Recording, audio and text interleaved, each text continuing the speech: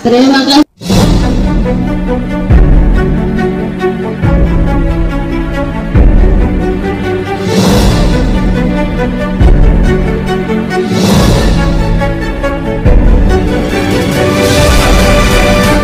Haleluya, haleluya, Assalamualaikum warahmatullahi wabarakatuh. Salam Aki, aku kabarkan Injil keselamatan. Bapak Ibu dikasih Tuhan, ketemu lagi dengan saya Evangelis Avraham Effendi Usman. Bagaimana kabar saudara semuanya? Tentu luar biasa. Yes, wow, kita itu sangat istimewa.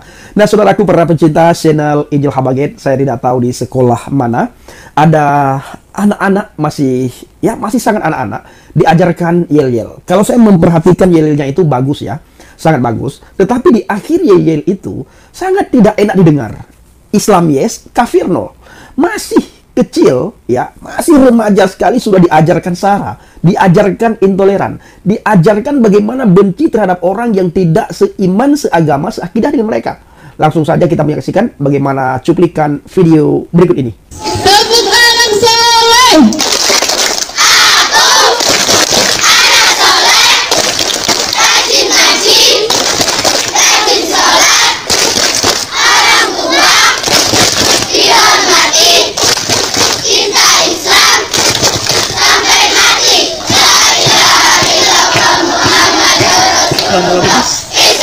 Islam, yes, kafir, no. Ya, terima kasih ya.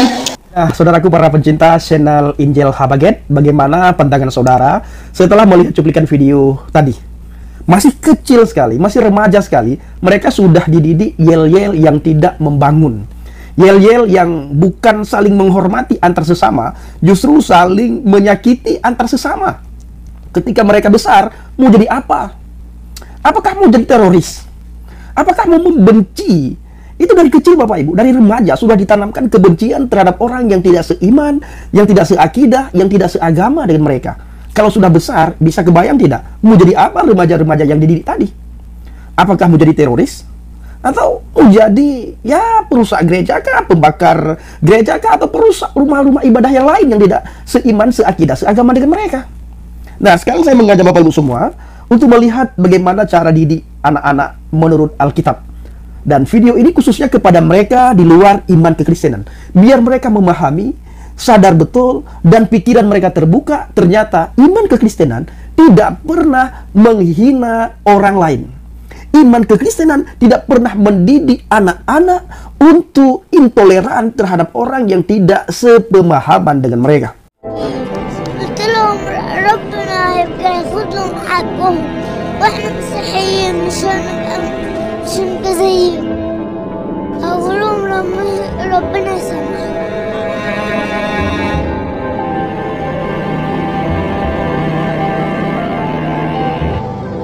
طيب انت حاسه قد ايه ربنا بيحبك صح؟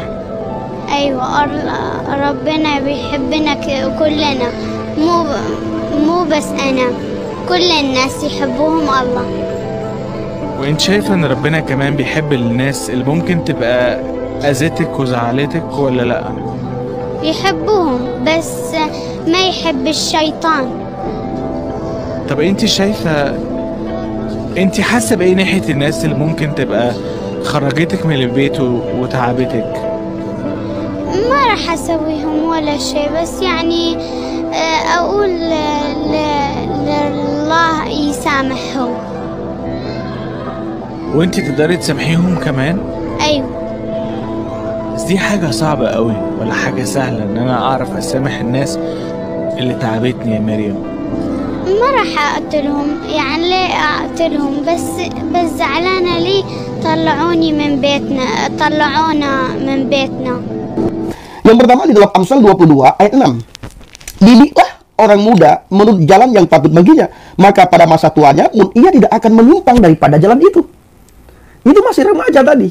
Tetapi dididik semacam itu seolah-olah ya sudah ditanam kebencian yang luar biasa terhadap orang yang tidak seagama dengan mereka. Kalau saudara memperhatikan yel-yelnya itu bagus. Diajarkan bagaimana iman supaya mereka berpegang teguh, berpegang kokoh pada agama Islam. Tetapi di akhir yel-yel itu sudah diajarkan intoleran dan kebencian. Ini yang ingin kita soroti. Bukan semua yel-yel itu kita soroti, tetapi di akhir yel-yel itu Islam, yes, kafir, no. Itu masih remaja soalnya. Nah, ayat yang selanjutnya Ibrani 5 ayat 14. Tetapi makanan keras adalah untuk orang-orang dewasa yang karena mempunyai panca indera yang terlatih untuk membedakan yang baik daripada yang jahat. Ketika masih menjadi anak-anak, masih remaja sekali, orang tua wajib untuk memberikan mereka kebutuhan sesuai dengan umurnya. Misalnya, makanan yang tentu berbeda-beda lantaran disesuaikan dengan beberapa jenjang usianya. Hal ini sebenarnya harus dianggap sebagai pengetahuan umum bagi kedua orang tua, atau bagi guru, bagi pendidik, bagi seorang pengajar. Tidak hanya itu, pastikan anak-anak selalu mendapatkan kebutuhan rohani yang maksimal, kebutuhan rohani yang baik. Dididik takut akan Tuhan, diajarkan bagaimana adab, diajarkan bagaimana akhlak yang baik, diajarkan bagaimana kasih mengasihi, diajarkan bagaimana yang kecil, yang remaja bisa menghormati yang tua. Diajarkan dan dididik bisa saling menghargai dan saling menghormati antar umat beragama. Dan juga tentunya diajarkan bagaimana hablum minallah wa hablum minannas, ini sangat penting.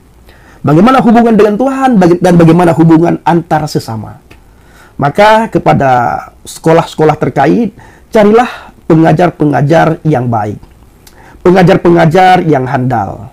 Bukan pengajar-pengajar yang mengajarin intoleran kepada remaja. Jadi saudaraku, jangan pernah biarkan mereka menjalani masa remaja tanpa adanya pegangan agama yang teguh. Pegangan iman yang teguh. Hal ini memungkinkan untuk tergoda dengan hal-hal yang berbau keburukan, akan bersifat menjerumuskan dan merugikan. Jadi didiklah mereka, yang pertama, supaya imannya kuat di dalam Tuhan. Yang kedua, takut akan Tuhan. Yang ketiga, ajari dan didik mereka saling menghargai satu sama lain. Yang keempat, bagaimana mereka dekat dengan Tuhan. Ya, ini paling penting. Ajari mereka dekat dengan Tuhan. Lalu tanamkan sifat kasih dalam diri anak-anak, saudaraku. Ayat yang selanjutnya 2 Timotius 3:15. Ini sangat penting. Ingatlah juga bahwa dari kecil engkau sudah mengenal kitab suci yang dapat memberi hikmat kepadamu dan menuntun engkau kepada keselamatan oleh iman kepada Yesus Kristus. Luar biasa Bapak Ibu ya.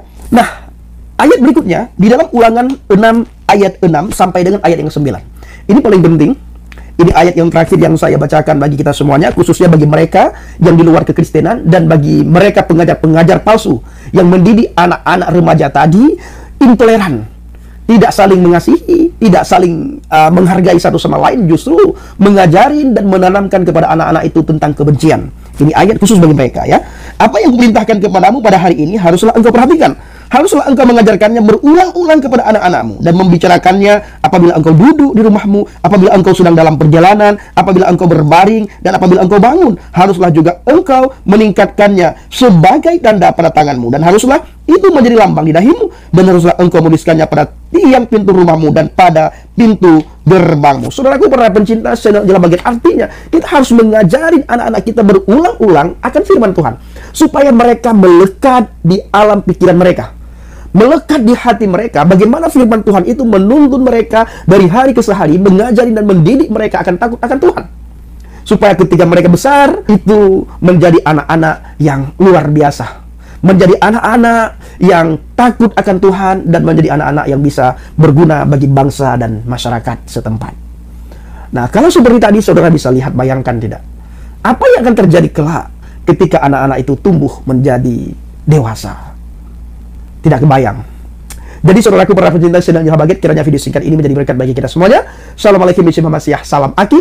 Aku kabarkan Injil keselamatan. Bapak Yahya Bishim Adonai Yesus Hamasiah Ruah Kudus memberkati kita semua. Haleluya. Amin. Salam Murtadin. Saya mengucapkan terima kasih kepada Bapak Ibu semua yang selalu mendukung penjualan Habaget, baik melalui doa, melalui dana, dan melalui motivasi yang saudara berikan untuk Habaget.